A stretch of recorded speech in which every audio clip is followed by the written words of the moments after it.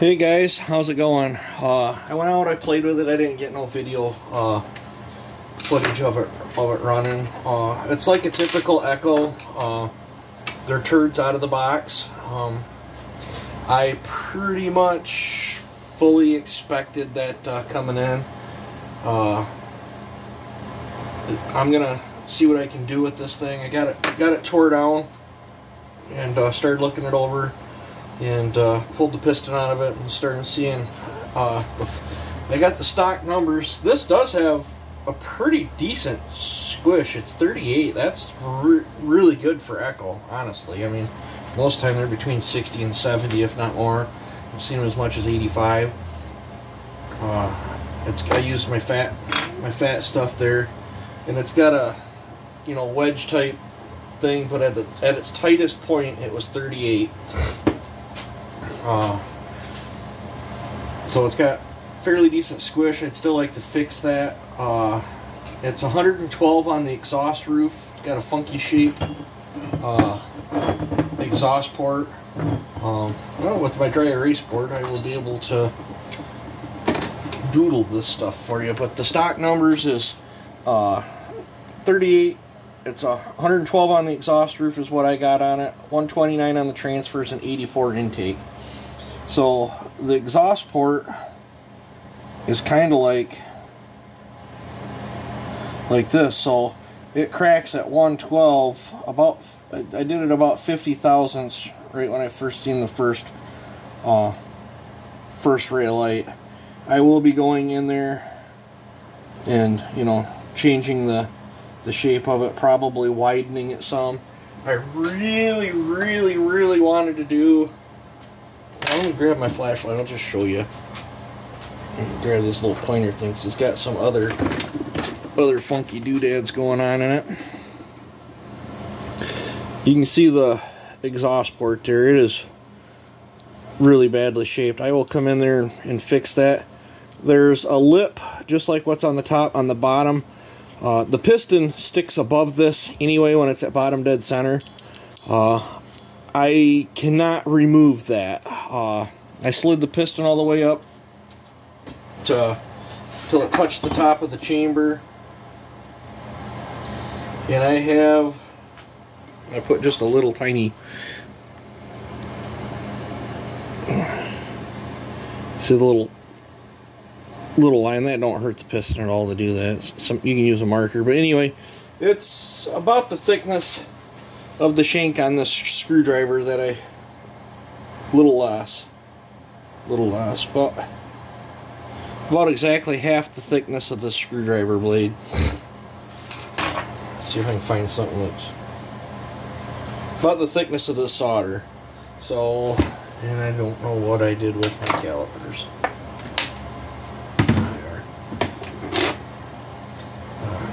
Laid Dad down for a nap after feeding him and getting him all cleaned up and stuff, and he's snoozing, and I come out here and tore this apart. This stuff's roughly 90 thousandths thick.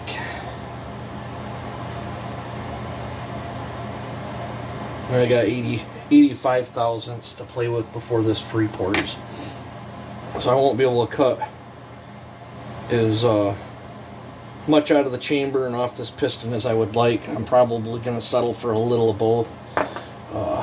We are still going to try to attempt a tapered piston. I dug through this piston here. I believe is out of an 023. I never was able to run it because it was damaged. It's just something I got in a box of parts. Pretty sure it's an 023 piston. It's the same bore. So I have this piston here that I get to goof around with and try to figure out. I'm going to use this as a test piston to try to figure out how much taper, what taper I need before attempting on my unobtainium piston, as I don't have enough. If this piston had the same length skirt as this on each side, I would do a straddle delete on this thing. As it stands, I'm probably going to leave the Stratos intact. I mean, my 462 runs like a scalded dog, and it's got all the Strato stuff 100% intact in that saw. So we're just going to go about fueling this a little different.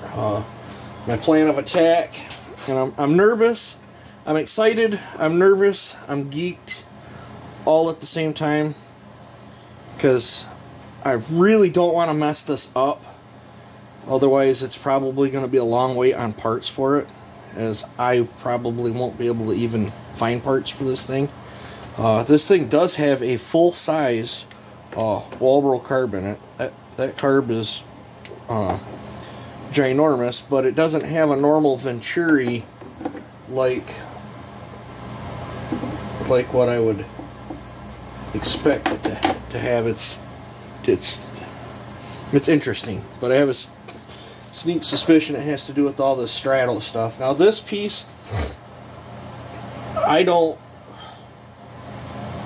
might cut all that crap out of there. It looks like it's designed to divide it going into the carb, probably, so whatever spit back does come back does not go through the straddle. If it's sucking a little bit of charged spit back through the straddle, I don't think I'm going to be that concerned about it, you know, guys. But here's the transfers. I was kind of looking at it. I will not be pulling the caps. Looking at the wash pattern of the piston, I don't think I need to pull the caps on this. I do need to come in here because these screws are actually protruding into my transfers. I'm going to have to go in there with some carbides and clean this out. I am going to come in here and cut my walls down to give this more flow. What is this? Oh yeah. Yeah, they're only leaving about 1/8 of an inch or so to get fuel up underneath here and up into these transfers. We're gonna fix that, guys. Like I said, I'm gonna go probably pretty hot on this, being that it's still a small CC saw. I'm probably gonna stay between 102 and 105 on the exhaust, just to see how it behaves.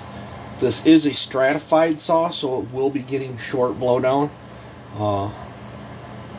So far with me playing with Stratos, they seem to like short blowdown. Front fed transfers seem to like short blowdown.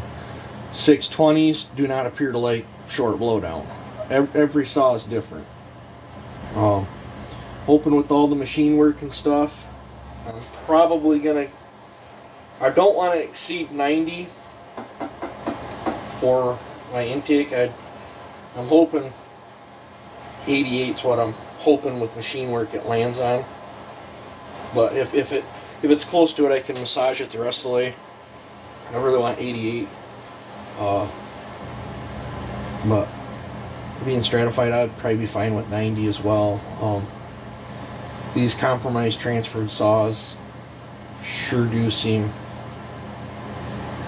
to respond good to a lot of intake.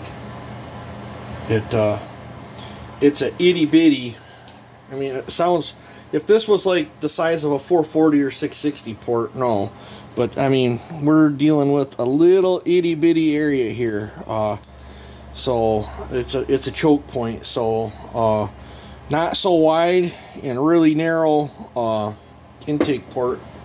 You can get away with a lot more timing before you run into an issue. So, but I'm just super geeked on this. I just thought I'd share this. I think I'm going to, I won't be able to jig this. I'll have to slide a ring on this and then very, very,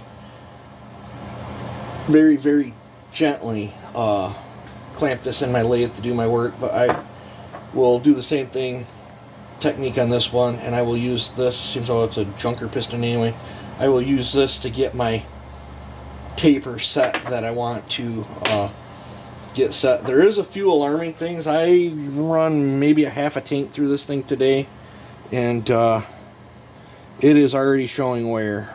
I don't know if you guys can see that. I don't know if I got it hot or what. I let it warm up good before going into it, but that is fairly typical with straddle stuff. 462s are hard on pistons. Every straddle saw I've ever seen is hard on pistons, so that's something to consider with these as well too. Nice thing is the lower half of this saw almost looks like they had different intentions of putting a different cylinder on this thing, and then at the last minute they wussed out and went to this EPA crap. I'm almost willing to bet we could probably fabricate a different cylinder off a different saw and probably have an animal right here.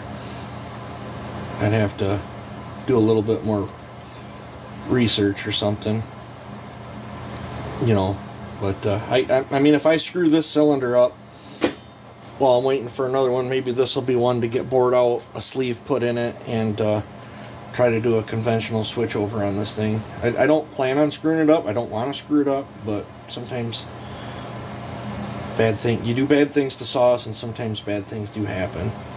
The muffler, totally geeked. It's a Howell can. I thought for sure I was going to have to be splitting this and pulling a cat or something out. I do not see a screen in this. It must be over in where this got shipped from. They do not put spark arresters in. But I'm highly thinking of doing away with this and just building like one of my 4910 pipes right out the, right out the side here. There's a major amount of room right there. I think that would sound good.